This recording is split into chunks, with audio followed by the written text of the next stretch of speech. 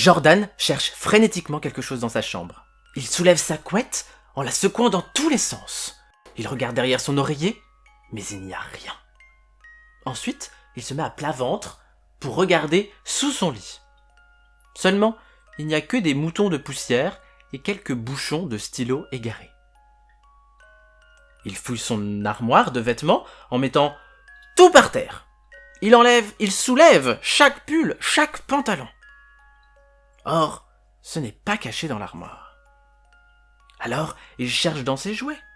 Il renverse la caisse de jeux de construction, celle de ses voitures, et même celle de ses peluches. Quel bazar dans sa chambre! Il cherche visiblement quelque chose d'important. Il commence à s'énerver. Il trépigne en gémissant. Il commence même à avoir des larmes aux yeux. Mais pas parce qu'il est triste, parce qu'il est agacé. C'est pénible aussi de chercher partout quelque chose qu'on veut absolument. Alors, Jordan crie très fort en lançant ses affaires dans tous les sens. Il crie tellement fort que sa grande sœur débarque dans sa chambre, inquiète. « Oh! Qu'est-ce qui se passe là-dedans ?»«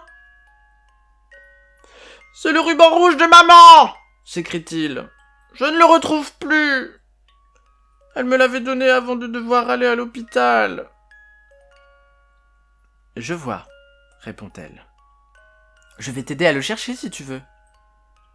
Où est-ce que tu l'as vu pour la dernière fois ?»«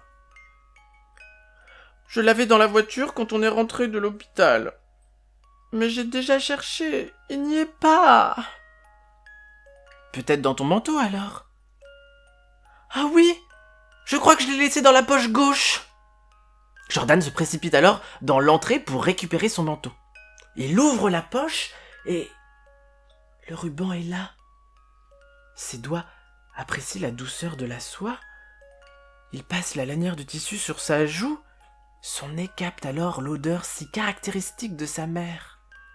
Ce mélange entre son parfum fleuri, un peu poivré, et son savon à l'amande. Des larmes commencent à perler de ses yeux, mais cette fois-ci c'est bien parce qu'il est triste. « C'est bon, tu l'as ?» lui demande sa sœur qui arrive vers lui. « Oui, » répond-il à travers ses larmes. « Mais tu pleures, Jordan ?» Elle s'agenouille devant lui. « Elle me manque, » dit-il en reniflant. « Quand est-ce qu'on va la voir ?»« Demain, c'est promis. En attendant, viens dans mes bras. » Le frère et la sœur s'enlacent, trouvant un peu de réconfort à être ainsi l'un contre l'autre. « Tu crois qu'elle va rentrer bientôt ?» demande ensuite Jordan. « Je ne sais pas, mais j'espère, » répond sa sœur. « Elle te manque aussi ?»« Oui, tout le temps, avoue-t-elle. »« Tu crois qu'on lui manque ?»« Oui, j'en suis sûre. J'ai une idée. On pourrait lui faire quelque chose qu'on offrirait demain, pour qu'elle ne se sente pas trop seule, elle aussi. »« Je vais lui faire un dessin !» décide Jordan. « Bonne idée. Et moi, je vais lui tresser un bracelet. » Fin, et à demain pour une nouvelle histoire.